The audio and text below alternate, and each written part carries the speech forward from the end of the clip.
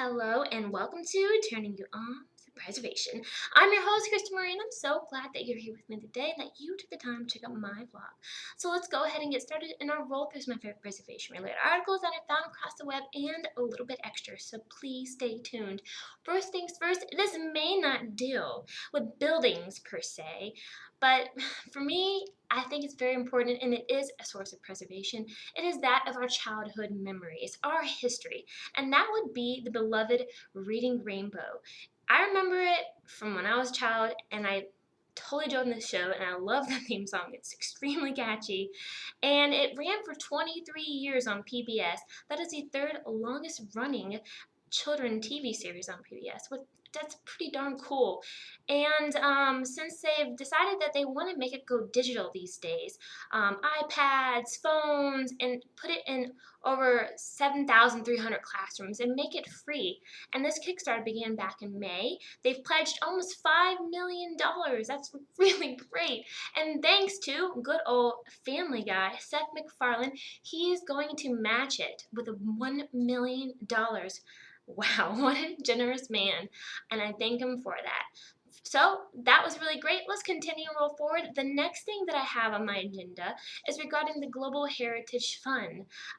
They are doing, of course, making waves in the digital technology era, which I think is very important for preservation to move forward in.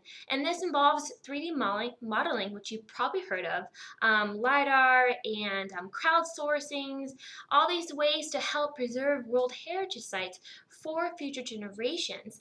And they've been able to, really make some headway, and they have a lot of projects, and their goal is to hopefully, preserve all World Heritage Sites if they could. So just in case they potentially get damaged, they can either rebuild it or just to have it for future scholars and references, they can have an accurate depiction of those places. And they also want to use crowdsourcing and just this way to get the community involved in their local heritage and hopefully find ways of preserving them that don't necessarily evolve around tourism, but think of ways to help boost the economy thing.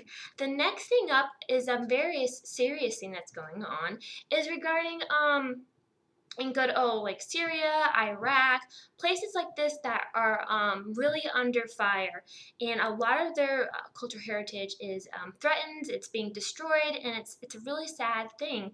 So you have a great photo exhibit that happened recently called Culture Under Attack, and it's trying to bring a lot of awareness to this, and hopefully they can develop ways in order to be more proactive instead of reactive for like museums and other sites that are getting demolished. So last vlog I talked about some of the movers of the 19th century preservation efforts in America and also in the UK.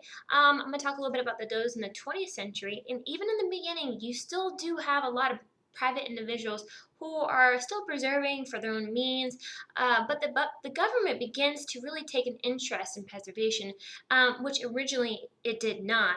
As you remember, they had no interest in preserving George Washington's home. So they really started becoming concerned with the federally owned lands and national monuments, and as a result, they developed the 1906 Antiquities Act to stop looters and to fine them and put them in jail. And then you had the 1935 Historic Sites Act to protect these sites important to our national history. So as a result, they kind of developed a way to document those sites. You have the National Landmarks Program, which has a political agenda that of a systematic way of looking for national representations. So, you have the government involvement, and then